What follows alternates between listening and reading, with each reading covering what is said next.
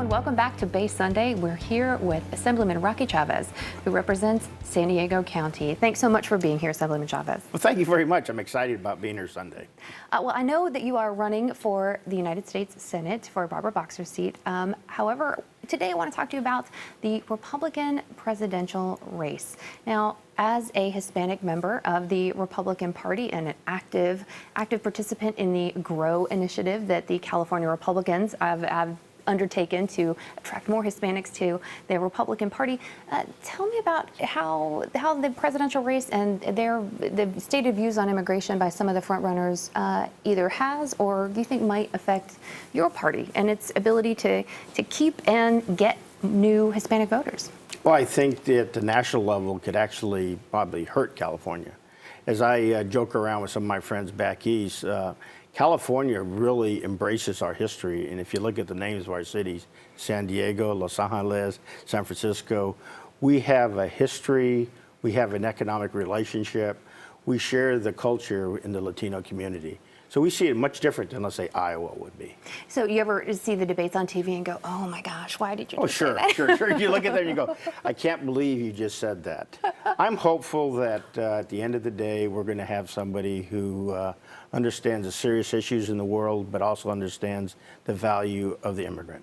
Now, it seems like none of the candidates right now for president in the Republican Party are even advocating for a pathway to citizenship. And I know that's something that within your party you guys have said is something that would be useful out here in California. Is that something that you still have hope will be accomplished?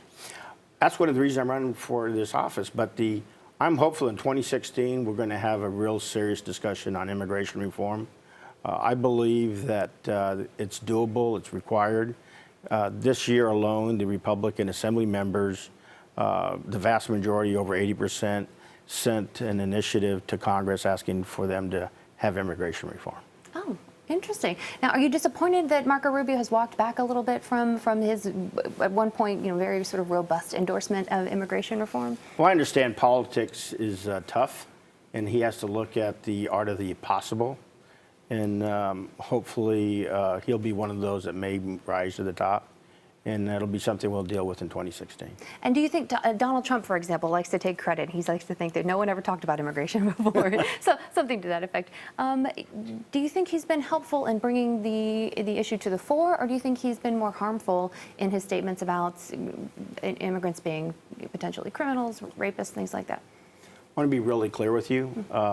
Donald Trump likes to take credit for a lot of things. I think his comments on women, I think his comments on POWs, there's probably no more venerated group in the veteran community than our POWs. And his comments with Latinos shows that he does not have the character to be the commander-in-chief of the United States. So you are not endorsing Trump? I'm not endorsing Trump. You are endorsing Trump. Well, have you made a decision on who you're going to endorse at this point? No, I'm going to let it go through. I think it's important that it go through the process, and I understand it's California's not the United States. We're the leaders. We're not the followers, and so it'll go through that process. The only reason I speak so strongly on Trump because of those three issues of women's veterans, which veterans is a big issue to me in the Latino community. And now Ben Carson and Trump, of course, according to recent polls, are front runners even in California among Republicans. Does that surprise you, or do you think that might change closer to Election Day? Yeah, it's going to change. It's going to change. I don't think people like you and I and about 10 others in California are watching this very closely. But I think as it goes farther along, it'll change. And so California is a winner-take-all state, right? So whoever wins the primary in California in the Republican Party gets all our delegates, like something like 160. How does that change or affect the dynamic of how candidates campaign here and their destiny based on California's vote? Well, I think we come so late in the game. After Super Tuesday, they'll make a decision where they're going to weigh their resources. I'm hopeful that we'll have.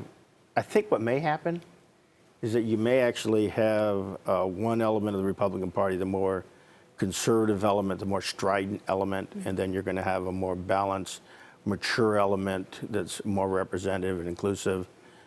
If that happens and it comes down, then actually California could be a player. And then if that happens, I'm pretty sure California voters are going to be not the first, but the second. That is very optimistic. Thank you so much for being with us today. We could do this for hours. I wish there was like an online component where we could just continue to talk. But thanks so much for being here, Assemblyman Chavez. I'm Melissa Caen. Stay tuned. Right after the break, we'll be back with more Bay Sunday.